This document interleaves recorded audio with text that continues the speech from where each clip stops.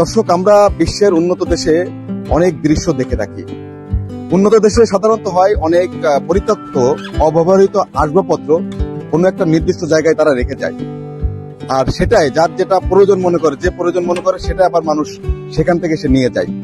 কিন্তু সেটা আসলে আজ সেটা আমরা অন্য দেশে দেখছি না, আমরা আমাদের বাংলাদেশে ঢাকাতে ধানমন্ডিতে দেখতে পাচ্ছি। এখানে দেখতে পাচ্ছেন একটা পরিত্যক্ত আসবাবপত্র এখানে পড়ে রয়েছে, কে বা কারা এখানে রেখে গিয়েছে ব্যবহৃত হিসাবে। তো এখানে রেখে যাওয়ার কারণ একটাই, কেউ না কেউ নিয়ে যাবে প্রয়োজন মনে করে। তো আসলে অনেক লোক এখানে আসা যাওয়া করছে, তো আমরা আসলে দেখবো আসলে কার প্রয়োজন হয়, এটা কে প্রয়োজন মনে করে। তো আমরা এটা দেখতে পাচ্ছি এক মামা এদিকে আগাচ্ছে, রিক্সাওয়ালা।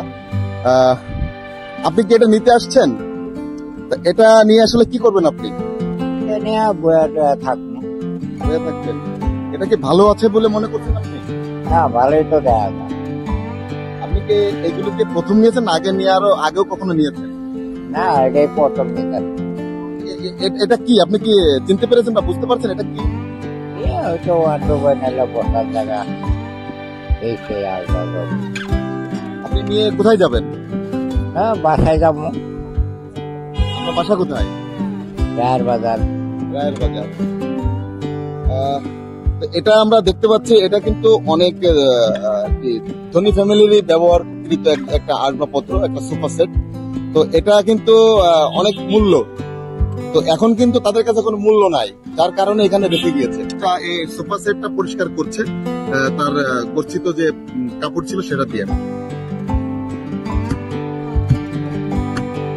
আচ্ছা, আপনি কি এটা পেয়ে কি অনেক খুশি কিনা? কিরকম খুশি? খুব খুশি।